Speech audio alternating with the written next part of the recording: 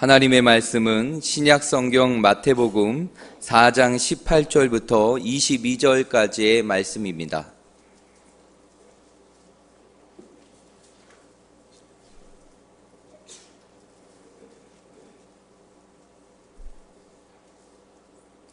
다 찾으신 줄 알고 제가 봉독해 드리겠습니다. 갈릴리 해변에 다니시다가 두 형제 곧 베드로라 하는 시몬과 그의 형제 안드레가 바다에 금을 던지는 것을 보시니 그들은 어부라. 말씀하시되 나를 따라오라. 내가 너희를 사람을 낚는 어부가 되게 하리라 하시니 그들이 곧 그물을 버려두고 예수를 따르니라. 거기서 더 가시다가 다른 두 형제 곧 세베대의 아들 야고보와 그의 형제 요한이 그의 아버지 세베대와 함께 배에서 그물 깃는 것을 보시고 부르시니 그들이 곧 배와 아버지를 버려두고 예수를 따르니라. 아멘. 기도하겠습니다. 하나님, 오늘 이 시간 한 사람 한 사람을 귀히 여기시고 주의 존으로 부르시니 감사합니다. 오늘 이 시간이 말씀을 통해서 주의 은혜를 누리는 복된 시간 되게 해주시고 인생의 문제는 풀리는 시간 되게 해주시고 공허하고 답답한 심령은 평안을 얻는 복된 시간 되게 해 주옵소서. 삶의 아픔과 육체의 질병 때문에 고통하는 믿음의 형제자매들이 있으면 주의 피 묻은 손으로 안수해 주셔서 회복의 역사를 볼 수 있는 간증의 역사가 있게 하옵소서. 이 시간 주님의 은혜로 올라왔사오니 주의 은혜로 오직 하나님을 예배하는 복된 시간이 되게 하옵소서. 예수님의 이름으로 기도하옵나이다. 아멘. 주님의 이름으로 문안드립니다. 그리고 반갑고 기쁘게 생각합니다. 오늘 예수님 때문에 또 다시 만나서 주님을 예배하게 된 우리 모두 주님의 사랑받는 자녀들인데, 이 시간이 주님의 말씀을 통해서 은혜를 받고 또 새 소망과 새 희망 속에 일어나 새 출발하고 또 삶의 현장으로 나아갈 수 있는 능력이 있기를 말씀으로 축복합니다. 우리 좌우옆에 있는 분들 축복합시다. 잘 오셨습니다. 반갑고 기쁘게 생각합니다. 이렇게 축복합시다. 반갑습니다. 예.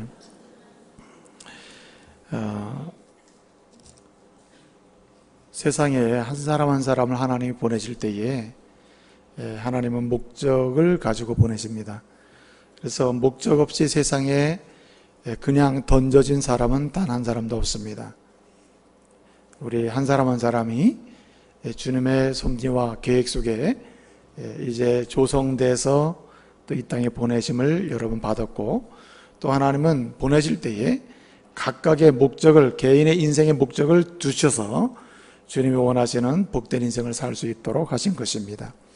우리에게 각각의 인생의 목적을 주신 이후에 그 목적을 이루어가는 과정 속에서 하나님은 하나님의 거대한 구속의 역사라든지 하나님이 계획하시는 역사를 이루어 가시는데 우리를 때를 따라서 사용하시고 또 일꾼으로 불러주셔서 때때로 쓰임받게 하시고 주의 일을 이루어가게 하시는 겁니다. 개인적으로는 개인의 인생 목적을 이루어가지만 전체적으로 보게 되면 하나님은 때를 따라서 우리를 일꾼으로 세워서 하나님의 일을 이루어갈 수 있도록 그렇게 기회를 주시는 것입니다. 여러분 자신을 생각하실 때 여러분 자신을 어떻게 평가하시는지 모르겠습니다만은 여러분은 대단히 귀중한 존재들입니다. 대단히 소중한 사람들이에요. 하나님이 여러분을 보내실 때 그냥 어쩌다가 우연히 세상에 보내지는 존재가 아닙니다. 생물학적으로나 의학적으로 보더라도 여러분들은 굉장히 하나님의 계획이 아니면은 이 세상에 보내질 수 없는 분들이에요.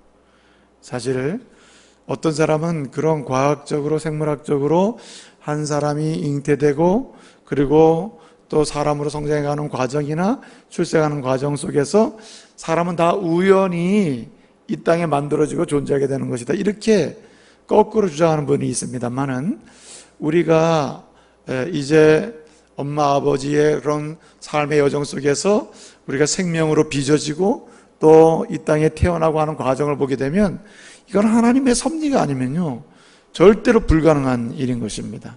그렇잖아요?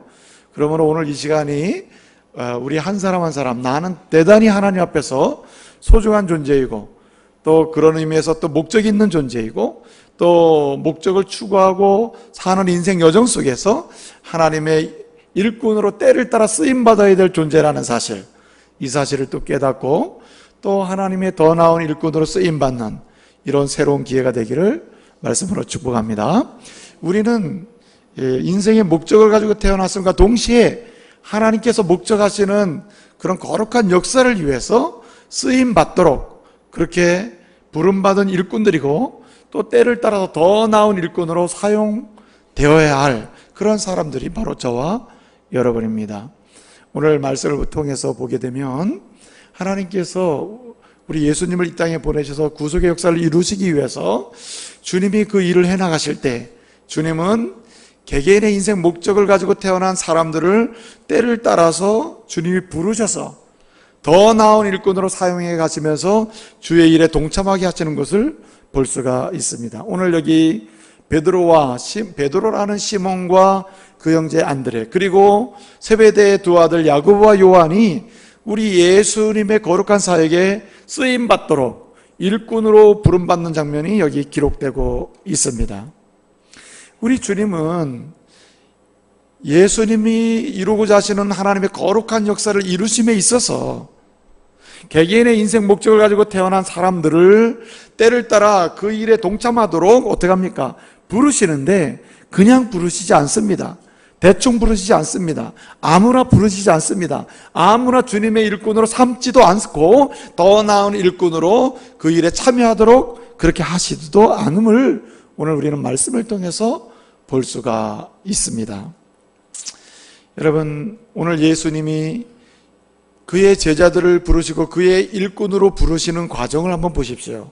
오늘 말씀을 보게 되면 베드로와 안드레를 부르시거나 또는 야고보와 요한을 일꾼으로 부르실 때, 그리고 앞으로 더 나은 그의 인생 목적을 이루는 과정 속에서 하나님의 거룩한 일꾼으로, 더 나은 일꾼으로 쓰임받도록 하실 때 어떻게 하십니까? 오늘 말씀을 보게 되면 이렇게 말씀합니다.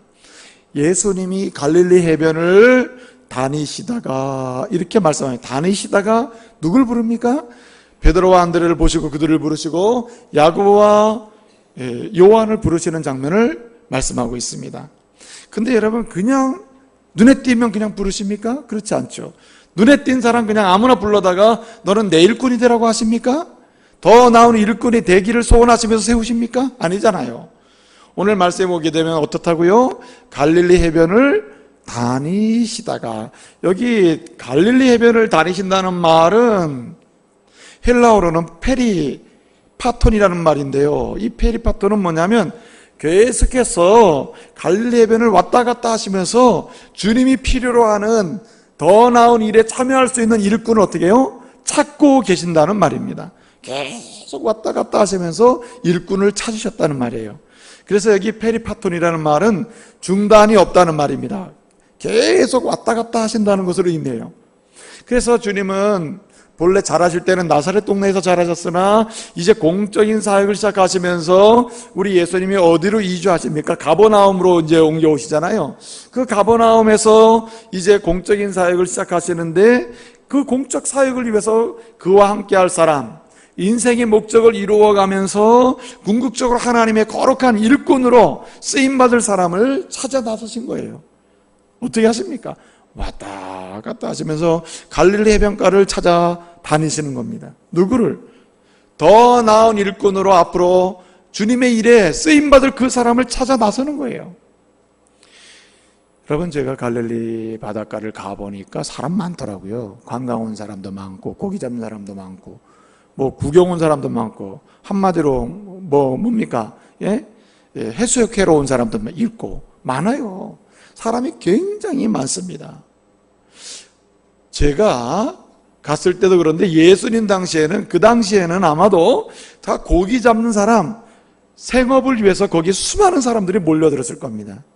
근데 그 해변가에 나와 있는 여러 사람들, 고기 잡는 사람이든 놀러 온 사람이든 아니면 고기를 잡다가 쉬고 있는 사람이든 아니면 고기를 몇 번 잡다가 안 돼가지고 이제 멈추고 이렇게 포도주를 마시고 놀고 있는 사람들, 쉼을 갖고 있는 사람, 여러 유형의 사람들이 갈릴리 바닷가에 쫙 있었을 거란 말이에요. 근데 주님은 지금 두루두루 갈릴리 해변을 왔다 갔다 하시면서 누굴 찾아요? 자신의 일에 함께 사역할 수 있는 일꾼을 찾고 더 나은, 앞으로 더 나은 일, 교회를 세우는 일과 교회를 부흥케 하는 일과 주님이 이제 고난받으실 때 함께 고난받을 사람, 주님이 죽으시고 부활하셔 승천하신 이후에 하나님이 이루고자 하시는 예수님의 일을 계속해서 해나갈 더 나은 일꾼으로 일할 그런 사람을 주님은 지금 찾고 계신 것입니다.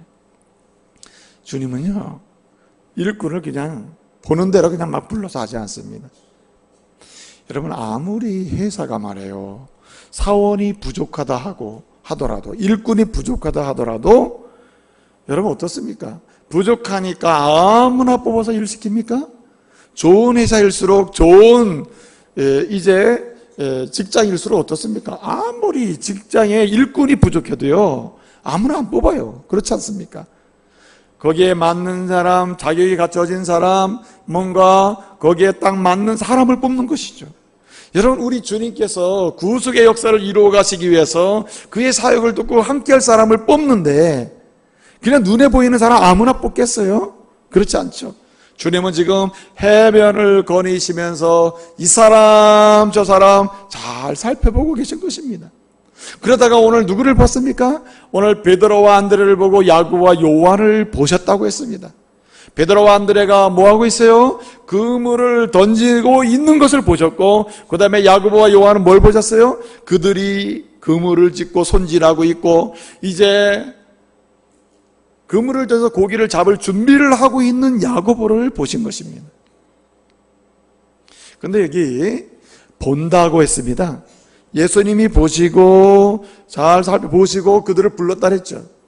찾으러 다니신 다음에 페리파톤 왔다 갔다 하시면서 여기저기 정말 나에게 맞는 일꾼이 누군가 말이에요.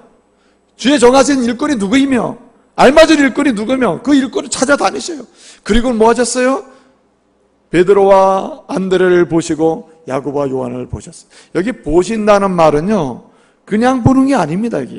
여기 본다는 말은 에이덴이라는 말인데 본래의 동사는 호라우라는 말이에요. 이게 무슨 말이냐면 두 가지 뜻이 있습니다. 하나는 뭐냐면 주목해서 보는 것이고, 두 번째는 관찰한 다음에 어떤 사람인지 다 알아보고 있는 것을 가리키는 겁니다.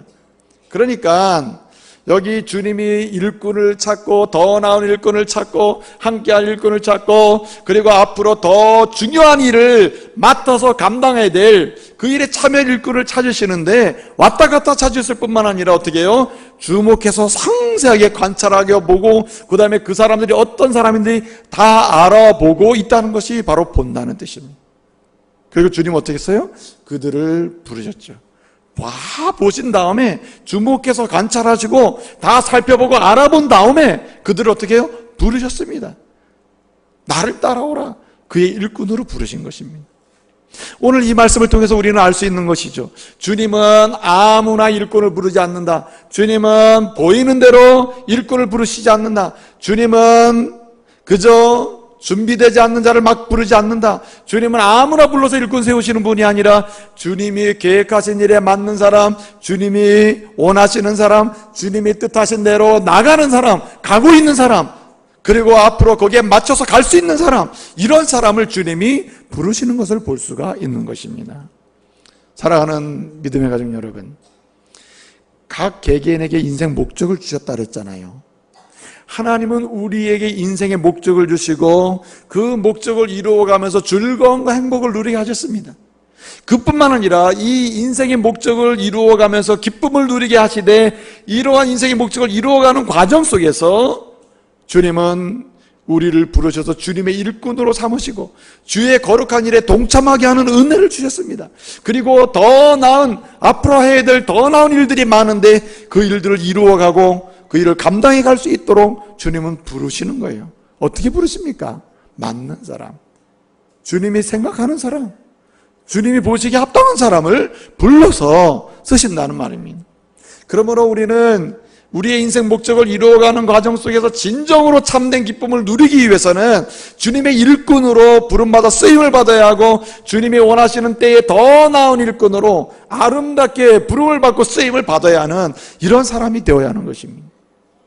오늘 우리는요, 오늘 말씀을 보게 되면 베드로와 안드레를 통해서, 또는 주님이 부르시는 과정을 통해서 더 나은 일꾼으로 쓰임 받을 수 있는 사람이 어떤 사람인지를 보아야 하는 것이에요.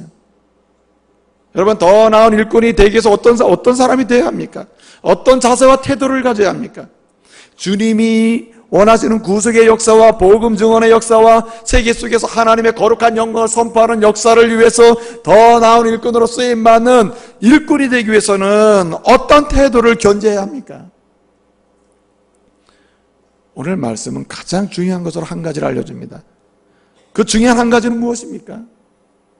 하나님께서 일꾼으로, 더 나은 일꾼으로 세우시는 사람들을 보면 현재의 하나님이 하라고 주신 일들이나 본분이나 책임이나 그 역할에 대해서, 따라합시다, 성실한 사람, 아주 성실하고 신실하고 충실하고 충성된 사람을 주님은 더 나은 일꾼으로 쓰신다는 사실입니다.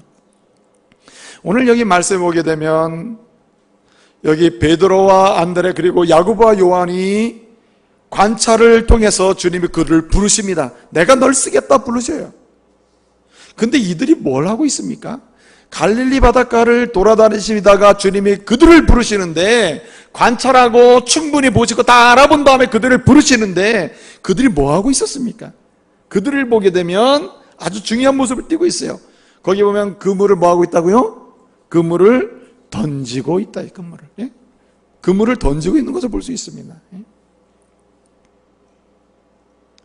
여기 그물을 던진다는 건요, 그냥 그물을 한 번 던지는 것을 보시는 게 아니라 이런 것입니다. 그물을 계속 던지는데 계속 던지는 겁니다. 그물을 던졌다 건졌다, 던졌다 건졌다 하는 이런 던지고 건지고 반복적으로 이 일을 성실하고 신실하고 충실하게 하고 있는 베드로와 안드레를 유심히 살펴보시다가 그들을 부르십니다. 여기 베드로와 안드레가 여기 던지고 있는 그물은 무슨 그물이냐 하면 투망 그물입니다. 투망 그물. 그러니까 쳐놨다가 한참 있다가 건지는 그물이 아니라, 여러분 투망 아시죠? 휙 던져가지고 한번 끌어당겼다가 또 다시 안 잡히면 또 던지고 그러는 겁니다. 근데 여러분, 고기가 안 잡히니까 어떻게 합니까? 또 던지고 또 건져드리고 또 던지고 건져드리고 하는 일을 계속 반복하고 있는 거예요. 누가복음 5장에 보게 되면은 오늘 여기 베드로와 안드레를 부르시는 장면을 구체적으로 조금 더 설명을 해놓고 있어요. 거기 보면은 어떻습니까? 고기를 잡는데 던지고, 그물을 던졌다가 건지고 건졌다가 던졌다가 건지는데 어떻게 고기가 안 잡히는 거예요. 그런데도 불구하고 이 베드로와 이 안드레가 계속 반복해서 어떻게 해요? 성실하고 충실하게 그 일을 계속하고 있는 거예요. 그런데도 안 잡히고 있는 겁니다. 그러니까 너무나 안 잡히고 너무나 하니까 이걸 충분히 한 다음에 어떻게 해요? 이제 그물이 망개졌겠죠? 그물을 다듬어야 되겠죠? 그래서 그물을 깃고 그물을 씻고 있는 장면이 나와요. 그럴 때 주님이 다시 어떻게 합니까? 야, 고기 잡느라고 많이 애썼는데 고생했는데, 주님이 뭐라고 말씀하세요? 야, 이제 그 그물을 그냥 거기서 씻고 그냥 그 상태로 있지 말고 한 번 더 던져봐. 더 던져봐. 내가 말하는 대로 한 번 더 던져볼래? 그래서 어떻게 합니까? 깊은 데로 가서 그물을 던지라고 하죠. 그럴 때는 어떻게 했죠? 그물을 던지던 사람들 계속 어떻게 그물을 던지는 것이죠. 우리 예수님은 베드로와 안드레가 이렇게 성실하게 충실하게 반복적으로 그에게 허락된 일들을 잘 감당하고 있는 그들의 모습을 보고 어떻게 해요? 그들을 부르시는 거예요.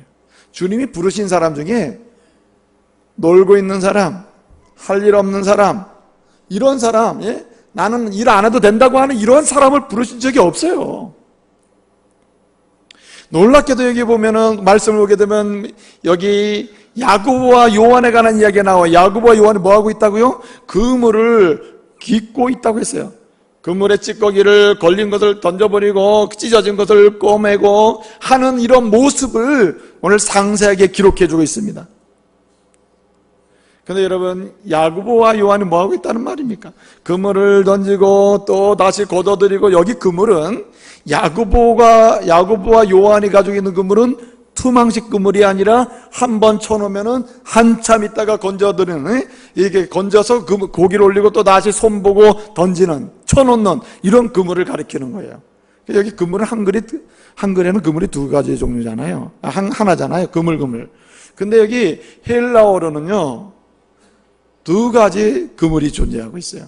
이 투망은 임피, 페루, 스토리나라 해가지고, 이거는 투망식 그물이고, 오늘 여기 말하자면은 여기 야고보와 요한이 사용하는 그물을 지금 여기 만들고 있는 그물은 디크큐아라고 해가지고, 이 그물은 뭐냐면은 말하자면은 쳐놓는 그물이에요. 쳐놓는 거.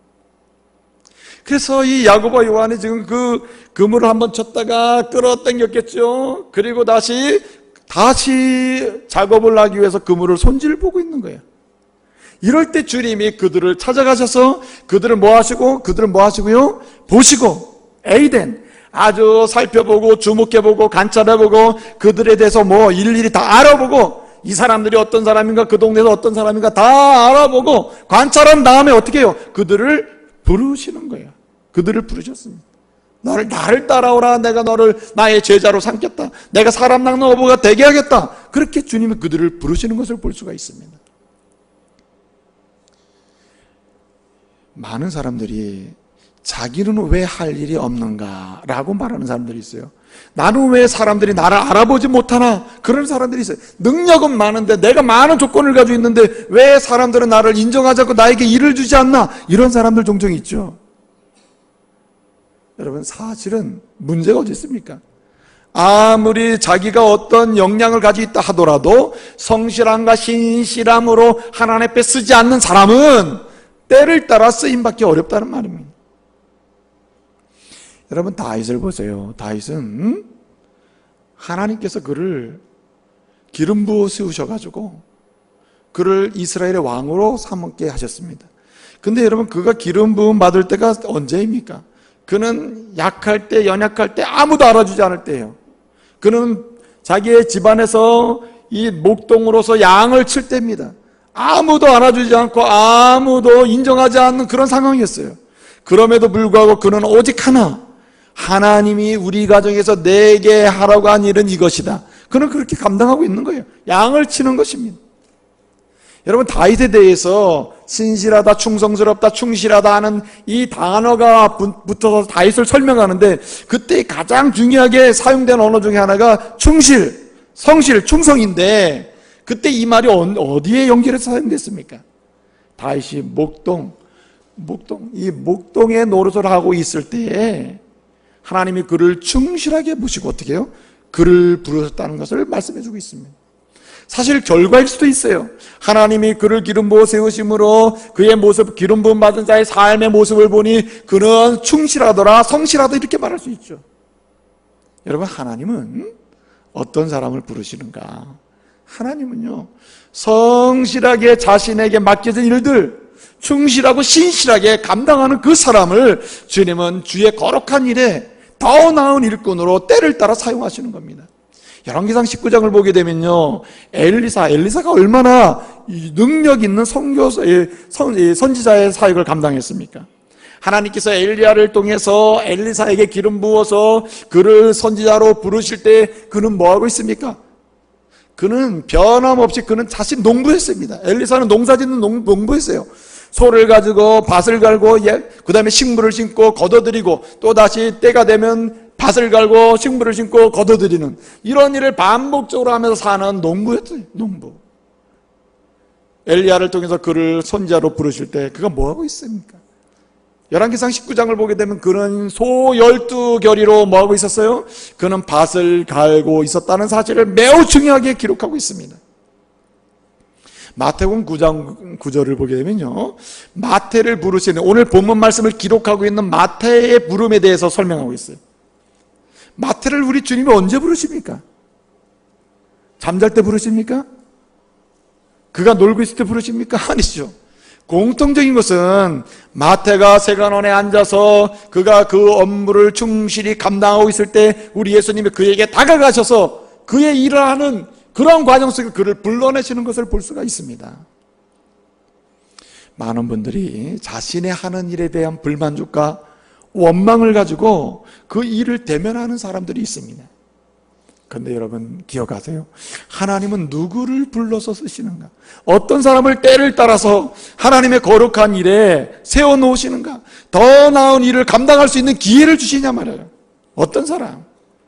신실하고 성실하고 하나님 앞에서 충실한 이런 사람을 부르시는 줄 믿으시길 바랍니다. 이런 사람을 주님은 때를 따라 쓰시는 거예요.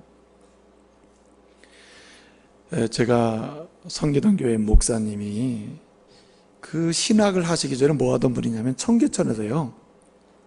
청계천에서 이 전자 부품을 이제 팔기도 하고 수리도 하고 이런 일을 하시던 분이거든요. 근데 그 청계천에 그 상가 굉장히 일이 잘 됐어요. 가게가 너무너무 잘 돼서 그냥 돈을 잘 버는 것이죠. 그런데 하나님께서 그를 불러줘서 이제 신학을 하도록 주의 일에 헌신할 수 있도록 그렇게 불러주셨어요. 그래서 이제 신학대학에 입학해가지고 이제 학교에서 공부하고 또 틈틈이 가서 또 그 일을 하면서 이제 사업을 해나가는데 돈은 잘 버는데 공부하는데 많이 어려움이 있잖아요. 그래서 기도하는 가운데 하나님 이 일을 이제 더 이상 할 수가 없게 됐는데 어떻게 하면 좋습니까? 좋은 조건으로 이 가게가 다른 사람에게 넘어가게 해주십시오. 손해보지 않게 해주십시오. 좋은 조건으로. 그래서 기도를 시작했어요. 작전 기도를 시작한 겁니다. 하나님 이 가게 많이 남기고 넘기게 해달라고 이렇게 기도한 거죠. 조건을 좋게 해달라고. 그렇게 해서 이제 기도를 하는데 자꾸만 기도를 하는데 자꾸만 좋은 조건은 생기지 않고 기도하는 가운데 누가 생각나냐면은 그 가게에서 일하는 점원이 한 명 있는데 어린 소년의 때에 폐병이 걸려가지고 죽을 아이를 이 목사님 부친께서 데려다가 치료해가지고 그렇게 기른 아입니다. 그 기른 아이인데 그 아이가 그 가게에서 일을 하고 있는 거예요. 그래서 자꾸만 기도하면 그 친구가 생각나는 거예요. 그래서 왜 자꾸 이 친구가 생각나나? 그래서 하나님이 이 친구에게 넘기라는 얘기인가? 아무리 생각해도 더 받을 길이 없어요. 이 친구는 돈이 없는 친구거든요. 그래서 또 기도를 계속 하는데 하나님 자꾸만 이 친구에게 넘기라고 얘기하십니다. 넘겨봐야 남는 게 없는데 그래서 또 기도를 계속 하는 가운데 어떻게 하면 좋습니까? 자꾸만 이 친구를 생각나게 자꾸 넘기라고 합니까? 그래 나중에 기도하다 보니까 넘기지 말고 그냥 줘라. 이런 마음이 자꾸만 드는 거예요. 기도하는데 너 자꾸만 넘기려고 하니까 안 되는 거야. 이제 넘기려고 하는 건 다 끝났고 이제는 그냥 줘라 말이에요. 그래서 하나님 이거 팔아가지고 이거 넘겨가지고 나 공부도 해야 되고 신학대학원까지 해야 되고 앞으로 뭐 교회 개척도 해야 되고 여러 가지 해야 되는데 이거 좋은 조건으로 팔게 해주시지 왜 자꾸만 그러시냐고. 아니다. 넘기지도 말고 그냥 줘라. 자꾸만 그런 마음이 생기는 거예요. 그래서 사모님하고 둘이 의논을 했다는 거죠. 이 전도사님 시절이죠. 둘이 의논을 해가지고 여보 자꾸만 기도하는데 자꾸 우리 마음에 이런 생각이 드니 어떻게 하면 좋냐. 그래서 둘이 결론을 내리기를 안 되겠다. 아무리 뭐 엄청난 가게를 하더라도 하나님이 우리 마음에 이런 마음을 우리에게 이런 하나님의 일을 할 수 있는 기회를 줬으니까 그냥 주자. 그래가지고 이 사람을 부른 거예요. 점원을 불러가지고 내가 이 가게를 넘기게 되었다. 이제 내가 못하게 되었다. 그러니까 이 점원이 그러면 사장님 이 가게가 넘어가면 나를 꼭 점원으로 고용하게 해달라고 꼭 부탁 좀 해달라고. 그게 아니라 사장님 다른 말씀하지 말고 꼭 부탁한다고. 이 점원이 계속 그 얘기만 하는 거예요. 그러니까 우리 전도사님이 하시는 말이 그 얘기가 아니라 내가 작전 기도를 했는데 결론이 뭐냐? 하나님께서 내 마음에 너한테 그냥 주라고 한다. 그러니까 이 친구가 너무 놀라는 거죠. 나는 한 것도 없고 돈도 없고 아무것도 한 것이 없는데 어떻게 나한테 이 가게를 줍니까? 그래서 아무리 생각을 해봐도 조건이 안 되잖아요. 가질 만한 자격도 안 되고. 근데 마지막에 이 목사님께 생각이 나는 게 뭐냐면 하나님은 이 친구가 어릴 때부터 들어와도 변함없이 힘들 때나 좋을 때나, 그리고 기업이 막 이때 할 때나, 그리고 잘 될 때나 변함없이 여기서 그렇게 성실하게 일한 이 친구를 하나님이 귀히 보시고 우리한테 주라고 하는 모양이다. 그리고 그 얘기를 했다는 거예요. 다른 것은 모르겠는데 아마 친구가 너무너무 성실하니까 주님이 나를 통해서 이걸 주라고 하는 모양이라고. 그리고 조건 없이 넘겼다는 말이죠. 그 뒤로 이 친구가 이 사업을 크게 해가지고 지금도 가기가 잘 된답니다.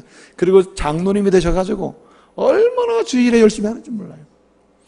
여러분, 사람들은요, 오늘 자기의 부족하고 자기가 원치 않는 일이라고, 자기가 원하는 수준이 아니라고 해서 원망과 절망을 하고 불평하는 가운데, 하나님 앞에서 주어진 일임에도 불구하고 성실치 못한 사람이 너무나 많습니다. 근데 여러분, 하나님은 더 나은 일에 기회를 갖게 할 때 하나님은 어떤 사람을 쓰십니까? 게으른 사람이요? 아니에요. 무질서한 사람이 아닙니다, 여러분. 주님은 성실한 사람, 하나님 앞에서 하나님이 내게 은혜를 주시고 이 일을 감당하게 하셨다고 고백하면서 나가는 그 사람을 쓰실 줄로 믿으시길 바랍니다. 그렇기 때문에 여러분 보세요. 아버지로서, 어머니로서, 또는 부모로서, 또는 남편으로서, 아내로서 여러 가지 불만족스러운 것이 있다 하더라도 그 자리를 지키며 성실하게 나가는 그 사람에게 하나님은 더 좋은 일꾼으로 일하고 섬길 기회를 주시는 것입니다.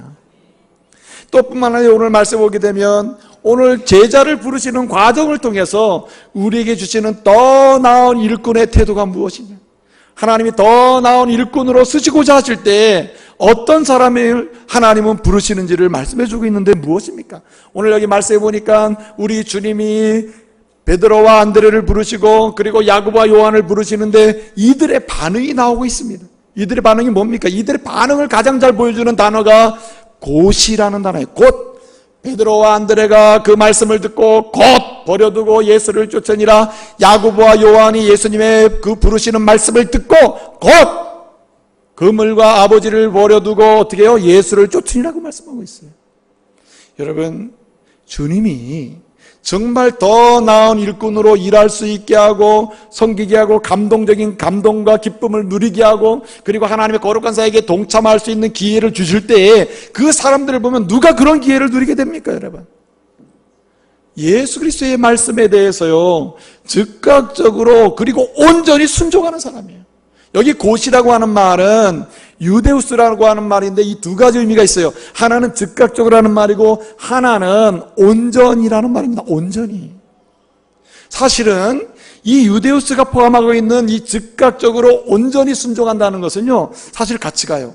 즉각적으로 순종하지 않는 사람은 온전히 순종할 수 없고 또 시간을 늦춰서 순종하는 사람은 순종하는 그 정도도 부분적으로 자기가 원하는 대로 순종하는 것을 볼 수가 있어요.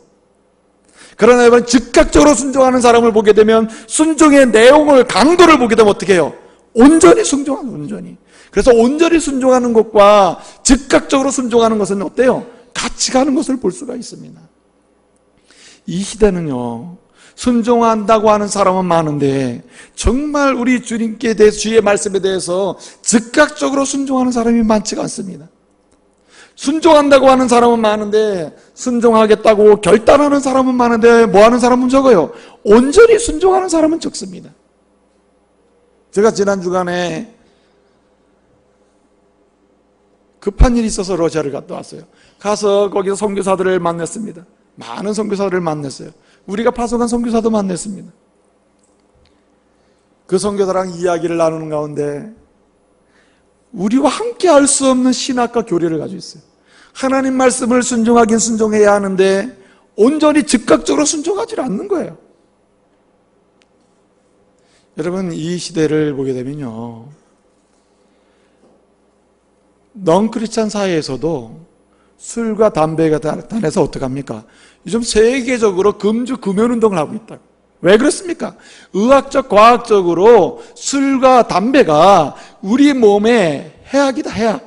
우리 몸을 망치고 병들게 하는 도구이지 우리의 몸에 유익한 게 하나도 없다는 거예요. 이것이 지금까지 의학적으로, 과학적으로 나온 조사 결과입니다. 이미 실험도 돼 있는 거 아닙니까, 여러분? 근데 여러분, 오늘 하나님 말씀은 이런 실험, 의학적이고 과학적인 결과가, 조사 결과가, 연구 결과가 나오기 전에 어떻습니까? 오래전부터 말씀을 주실 때부터 말씀에 술에 취하지 말라, 술 중독되지 말라, 술을 독주를 마시지 말라, 예? 술은 사람을 거만하게 만들고 포도주는요 사람을 거만하게 만들고 소란케 하는 일에 근거가 된단 말이에요. 죄의 통로가 된다고 그렇게 이야기하는데도 불구하고 어떻습니까 여러분? 오히려 요즘은 거꾸로 크리스천들이 아이고 뭐 양심의 문제야, 자유의 문제야, 하나님의 은혜를 주시니까 자유롭게 선택할 수 있고 취하지만 않으면 돼, 그러면서 술, 담배를 취하는 사람들이 점점 늘어나고 있어요.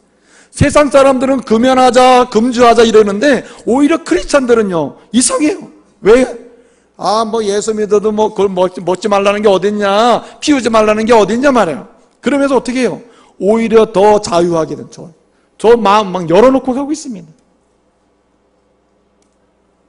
제가 지난 선교사 사이에 가서 물어보니까, 얘기를 하다 보니까 어떤 선교사님은 뭐 우리는 자유하다 그리고 술 먹고, 여러분 러시아에 가면 참 좋은 술이 얼마나 많습니까? 예? 좋은 포도주가 얼마나 많습니까? 예? 그렇잖아요. 술의 나라가 아닙니까 여러분? 근데 여긴 자유하다 말이죠. 취하지만 않으면 된다고 시작했던 20년 전의 선교사님이 지금은 아주 술 중독이 돼가지고 선교하는 게 아니라 술 퍼드시고 계신다 거기서. 여러분 이게 왜 그렇습니까 여러분? 어떤 사람은 우리는 양심의 문제다, 우리가 하나님 죄 짓지 않는 범위 내에서 마음껏 먹고 마실 수 있다 이러는데, 여러분 양심을 여러분 어떻게 믿습니까? 우리 자신의 양심도 내 양심을 내가도 못 믿는데 어떻게 여러분 양심을 믿고 마음껏 술을 먹고 절제를 할 수 있다는 말입니까? 그게 가능한 얘기예요? 성경은 술 취하지 말라고 하는 말은 먹지 말라는 말이에요 여러분. 예? 그러므로 믿음이 성장하면 성장할수록 믿음의 정도에 따라서 술을 멀리하고 담배를 멀리하고, 그래서 마지막엔 절주하고 금주하고 금연해야 우리의 경건함의 깊이와 넓이를 경험하면서 다른 사람들을 섬길 수 있는 영적인 도전자가 될 수 있는 것 아니겠어요?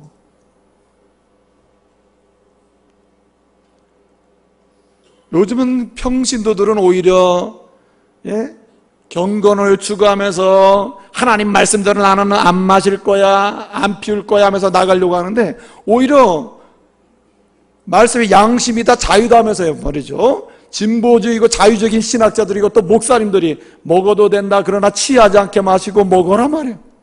그리고 교회 직분자들 중에서 자유다 그렇게 얘기하는 사람이 늘어나고 있다 이 말이죠. 여러분, 술, 담배의 문제만이 아니에요. 이렇게 경건에 있어서 하나님 말씀을 대하는 태도가 술, 담배만이 아니라 다른 음식이나 다른 문제에서도 여전히 마찬가지로 나타나는 거예요. 그러면 어떻게 해야 합니까 여러분?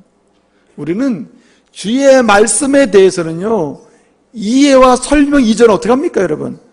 조건 없이 즉각적으로 순종해야 할 줄로 믿습니다.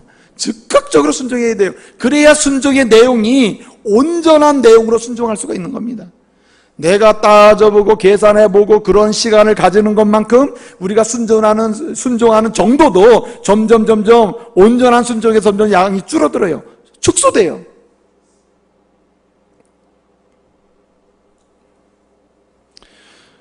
저는 아주 한참 8시간 정도를 이 경건과 관련해가지고 토론을 하다 왔어요 지난주에.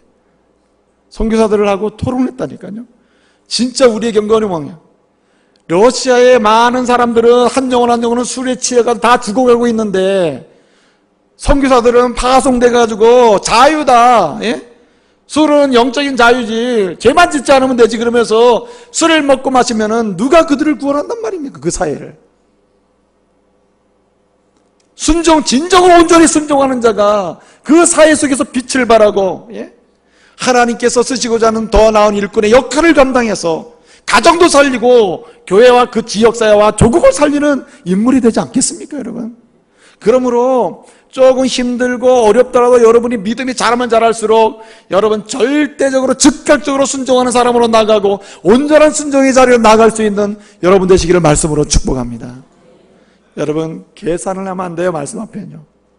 말씀은 여러분의 이 생각을 따라서 하면 안 됩니다. 어떤 사람 그렇게 얘기해요. 예? 예수님이 이 땅에 오셔가지고 제일 첫 번째 기적이 포도주 기적이요. 포도주 기적은 포도주를 만들었으니까 예수님은 술 먹어도 된다는 얘기가 아니냐. 좋은 기쁜 마음으로 말해요. 천만에요. 여러분, 예수님의 포도주 기적은 그 기적 사건을 일으키고 기록한 이유는 거기에 많은 사람들로 하여금 예수님이 하나님의 아들이시며 그리고 구원자이심을 증거하고자 하는 기적을 보여주는 사건이지 술 마시라고 근거를 세워준 말씀이 아니라 이 말이에요.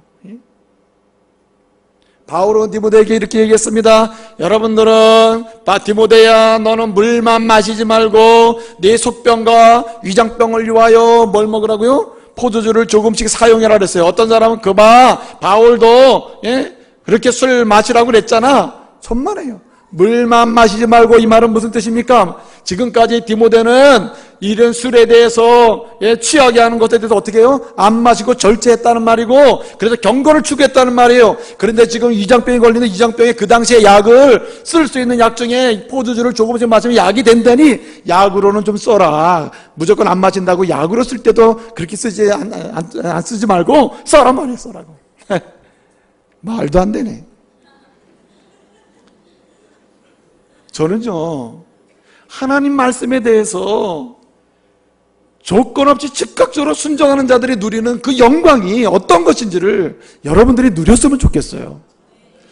즉각적으로 온전히 하나님 말씀에 순종해서 하나님이 때를 따라서 우리를 어떻게 쓰셔서 경건한 빛을 발하게 하고 세상의 빛의 역할을 하게 하시는지 그 기쁨과 즐거움과 감동을 여러분이 좀 누렸으면 좋겠어요.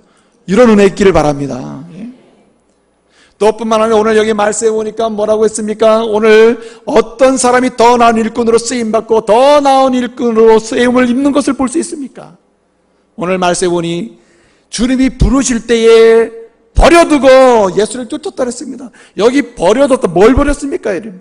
여기 베드로와 안드레는 그물을 버려두고, 그리고 야고보와 요한은 부친 아버지와 그물을 버려두고 예수를 따랐다 그랬습니다. 이게 무슨 얘기입니까, 여러분? 이 그물이라고 하는 것은 야고보와 요한이나 또는 안드레와 베드로에게 있어서는 생명의 근원이, 한마디로 생존의 근거입니다. 생존의 근거. 사느냐 죽느냐의 문제는 갈릴리 바닷가에서 사는 한 그들을 생존하게 하고 살아가게 만드는 가장 중요한 도구가, 상징적인 도구의 실제적 도구가 그물입니다. 그물. 갈릴리 바다에서 그물 없이 산다는 것은 죽는다는 말이에요. 그러니까 그물은 이 베드로나 안드레 또 야고보와 요한이 그들의 평생의 삶, 자신의 생명을 위해서 유일하게 의지하고 있는 도구가 그물이라는 말이죠. 그물을 버렸다는 말은 이제 이후로는 내 모든 삶을 우리 주님께 맡기고 주님이 내 생명의 주인이요, 내 생명의 앞으로 모든 활동과 내 생명이 살아가는 모든 과정 속에서 모든 것을 채우시는 분이 전능하신 주님이심을 믿고 주님께 의탁했다는 것을 보여주는 겁니다. 그러므로 여러분, 어떤 사람이 더 나은 일꾼으로 때를 따라서 은혜를 입고 하나님의 구속의 역사에 쓰임받을 수 있으며, 하나님이 우리에게 주신 공동체, 가정이든 교회든 지역사회를 세워가는 일에 쓰임받을 수가 있습니까? 전적으로 주님밖에는 소망이 없고 주님밖에는 내 생명의 주인이 없음을 고백하면서 내 모든 삶을 전적으로 주님께 맡길 때, 맡기는 사람, 맡기며 나가는 그 사람을 주님이 때를 따라 쓰실 줄로 믿습니다. 여러분, 우리가 50% 맡기고 50% 내가 지고 있고 또 90% 맡긴 10%를 내가 지고 이래서는 안 된다는 말이에요. 오늘 여기 그물을 버려두고 예수님께로 갔다는 말은 내 모든 것을 전적으로 주님께 맡겼다는 말이에요. 여기 아버지와 그물을 버려두고 야고보 요한은 그랬잖아요. 그 시대의 아버지는요, 모든 판단과 결정에 있어서 영향력을 행사하는 절대적 권위를 지닌 사람이 아버지였습니다. 그래서 그 아버지를 버려두고 예수를 따랐다는 말은 지금부터는 내 삶의 결정과 선택에 있어서 그 기준과 그 권위는 전적으로 누구께 둔다고요? 예수님께 두고 살겠다는 말입니다. 그럴 때 예수님이 이루어 가지고자 하시는 이 거룩한 사역에 주님은 그런 사람을 불러 쓰시는 거예요. 이제 말씀을 마치겠습니다.